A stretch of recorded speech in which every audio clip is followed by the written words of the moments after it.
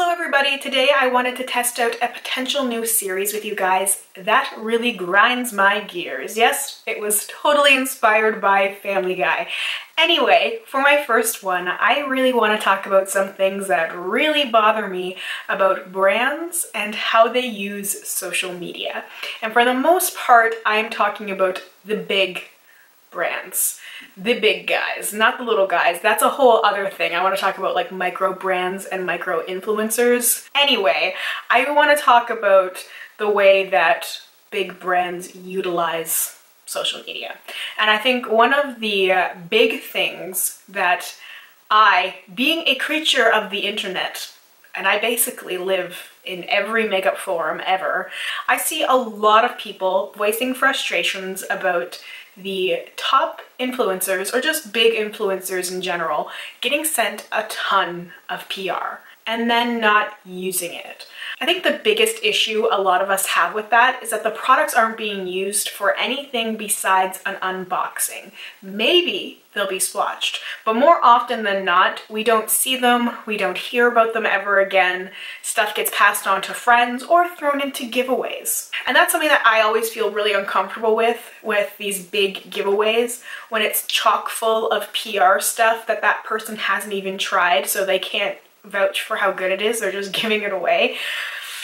It just makes me uncomfortable. I know there are some brands that give PR to smaller pages and channels and stuff, and I'm largely talking about generalizations here. I feel like sometimes when I do these sort of videos, people think I'm talking about every single thing that ever existed, and I'm making generalizations based off of a number of different factors, and I know that there are examples on the other side. I'm just talking about the things that aren't working and the things that I'm seeing.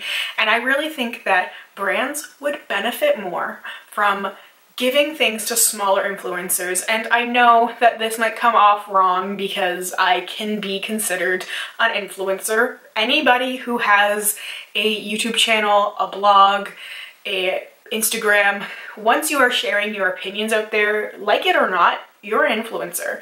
I feel like sometimes people don't want that label, but it just exists. It is what you are. Even those people who do things like anti-hauls, if you watch those videos, 9 times out of 10, you will see or hear them give recommendations for other things. Don't buy this, but buy this thing. Well, they're influencing you in some way.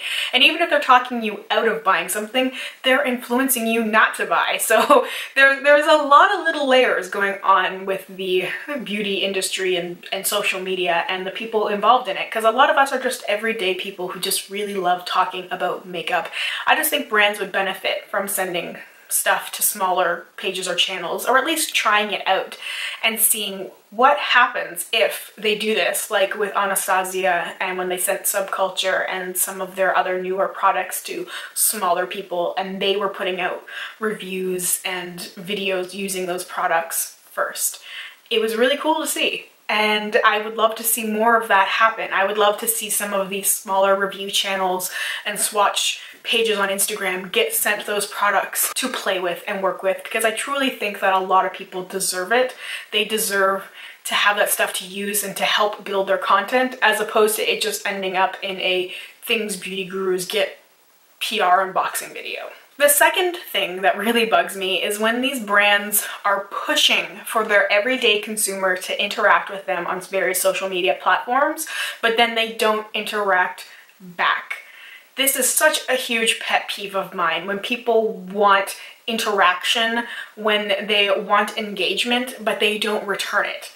And I just get so frustrated with brands from a consumer's perspective when they have all over their webpage, all over their order. When you actually order from them, a lot of times there's a little card in there now that's like, connect with us on Instagram, share your haul, tweet us. They have all their stuff there, but then when you actually do, it goes totally unacknowledged. At least from my personal experience, I can count on like one hand how many brands have actually responded or even just acknowledged a positive post I made about their products. And the ones that have really stick out to me, the ones that respond back to my questions, like when they promote that, ask us a question on Twitter and you do and they don't respond, I remember that. And it's just amazing how many times that I see brands full on ignoring people who are saying very positive things about their product, liking it. Like, obviously they're not going to be able to respond to everybody because there's going to be hundreds if not thousands of people sending them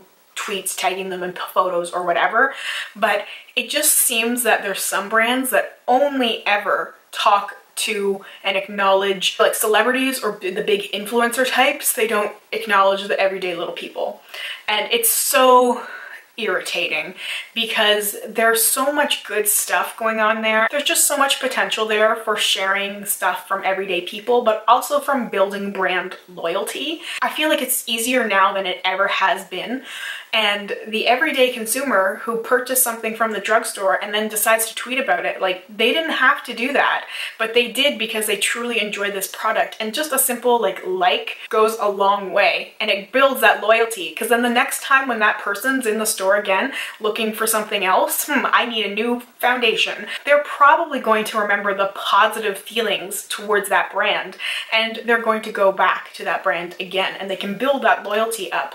I can just speak from personal experience that if there's a brand that ignored my questions, ignored my positivity time and time again, but another one acknowledged it, that's the one I'm going to keep going back to. That's the one that I will think, I'm going to look and see what this brand has before other ones. Another thing I see happening a lot is brands reposting or retweeting or sharing really, really photoshopped or altered images. Things that look like they're 99% digital and not actually the product themselves. This is really frustrating because there's no way you can create that sort of look, or when they alter their swatches or the way that their product appears. So it's just not true to life. So things look really saturated when it comes to eyeshadows. Things might look deeper or brighter when they don't look that way at all. It's so misleading. It's so disheartening to see that stuff. And I wish brands would share more real images in general. I like seeing stuff from everyday people. I like seeing the creative ways that other people share photos instead of staying in the same generic box, which some brands just don't seem to want to shy away from. And hey, if it's working for them, that's great. But just from the consumer's perspective, it's just boring. And I go elsewhere to make sure that the swatches I see are true to how they would be if I was to order or pick up that product.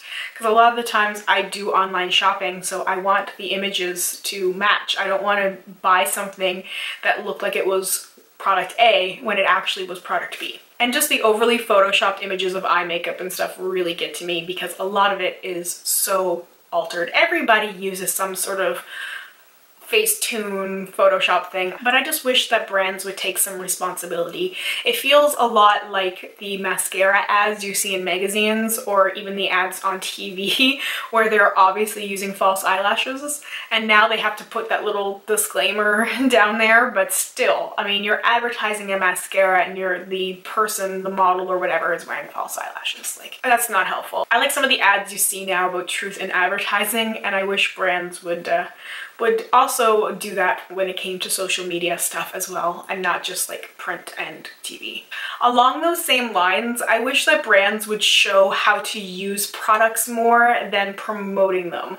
Of course, sales, sales, sales. They want to keep making their money, but I wish they would show how to use products. I wish they would team up with real makeup artists and show tutorials on their pages, real tips and tricks on how to use the products better and efficiently, and kind of intersperse it with some of their new products. I mean, brands need to chill on releases anyway, but I wish they would show, here are some ideas on how to use this cheek palette. Here are some ways you can apply this lip color. Try this kind of a lip look. Mix this lip liner or mix these lip colors together. Here's some eyeshadow inspiration. Just different things like that I wish brands would do more of. Very few of them do that at all. And it's really sad because I feel like the potential is there. Like with all these things, the potential is there for so much good. And I would love to go straight to the source and see how does this brand recommend using these products And I love hearing from makeup artists. I love learning those little tips and tricks. And you, like, come on, you're telling me that some of these huge brands don't have the connections to working makeup artists? Like, there's just no excuse for brands not to be showing people how to use their products. And the last thing that really bugs me when it comes to brands and social media is how they will attack people sometimes. We've probably all seen examples of that over this last year where brands screw up, make some kind of mistake, and they will then attack either the people commenting or they make the really lame apologies instead of just owning up to it. Sometimes people don't know better, truly. Sometimes it is an honest mistake. Sometimes it's not like a Z palette situation. Sometimes it truly is that they didn't realize that something that they said was offensive. You know, you can apologize and learn from something, and hopefully people will understand that. I mean, I feel like there's a tactful way to respond to people and not engage with trolls, which just happens so often that people are more likely, and brands too, are more likely to respond to someone who criticizes their products or the way they handled their shipping or another customer service incident. They're more likely to respond to that, and sometimes in a not so nice way, than the positivity. And I feel like there's proper ways to address like customer service and shipping issues and do it tactfully. But I think sometimes brands just need to step back and own their mistakes. Just own it. I feel like so many people would be more understanding and forgiving if they just owned up to whatever mistake or problem they had right away instead of engaging or making it worse. Anyway, those are the things that really grind my gears when it comes to brands and social media. If you have anything that grinds your gears, feel free to share it in the comments down below. I would love to hear from you guys. If you've had any of these experiences with brands, let me know. Or if you agree or disagree, let me know as well, because I'm always open to a good discussion. All right, that's all from me. Thank you so much, and I hope I will see you in my next video. Bye for now.